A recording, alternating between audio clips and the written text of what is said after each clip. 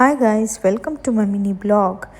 এবারের রথের দিনটা আমাদের বেশ ভালোই কেটেছে। বুবু অফিস থেকে এসে আমরা বেরিয়ে পড়েছিলাম এখানের আবুধাবির একমাত্র হিন্দু টেম্পল বাবস হিন্দু টেম্পলের উদ্দেশ্যে। তো প্রায় 40-45 মিনিট লাগে আমাদের বাড়ি থেকে পৌঁছতে। তো তারপরে সিকিউরিটি চেক করে আমরা ঢুকে গেলাম, আর তখন সানসেট মতন হচ্ছিল 6:30 ওরকম, 6টা থেকে 6:30 বাজছিল। খুব সুন্দর লাগছিল সেই সময়টা, গরমটাও কমে গিয়েছিল। আর ওদের ওখানে রথ সেলিব্রেট হচ্ছে, রথ সাজিয়েও ছিল, তাই জন্য ওটা দেখার জন্যই আমরা গেছিলাম। আর এমনিতে ওদের রথযাত্রাটা ওরা সেলিব্রেট করবে সানডে 19 তারিখ, তো সেদিনকার আর যাওয়া হবে না। তো আমরা ভাবলাম রথের দিনে গিয়ে একটু ঘুরে আসি ফাঁকা ফাঁকায়। খুব সুন্দরভাবে আমরা দর্শন করেছি।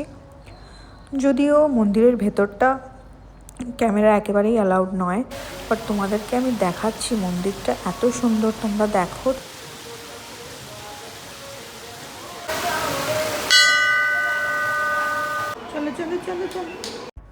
এই মন্দিরটায় ঢুকতে কোনো টিকিট তো লাগে না, তবে অনলাইন রেজিস্ট্রেশন আগে থেকেই করিয়ে নিতে হয়। সেটা চেক ইনের সময়, মানে আমরা যখন ঢুকবো মন্দিরে তখন ওটা ওরা স্ক্যান করে, তারপরেই আমরা ঢুকতে পারি। আর এই দেখো এখানে কী সুন্দর রথ সাজিয়েছে, 2টো রথ সাজিয়েছে এখানে।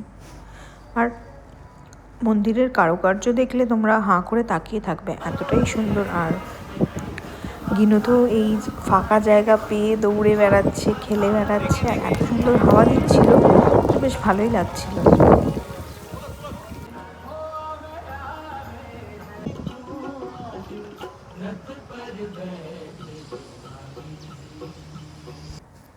এই সিঁড়িটার এপার অবধি ক্যামেরা অ্যালাউড, মন্দিরের ভেতরে ক্যামেরা অ্যালাউড নয়। সেই কারণে ওদের ইনস্টাগ্রাম পেজ থেকে ডাউনলোড পিকচার্স তোমাদের সঙ্গে শেয়ার করলাম। ভীষণ সুন্দর সুন্দর ঠাকুর আছে মন্দিরটার ভেতরে, আর তেমনই দারুণ কাজ। বাস এভাবেই আমাদের রথের দিনটা কেটে গেল। তারপর বাড়ি চলে গেলাম।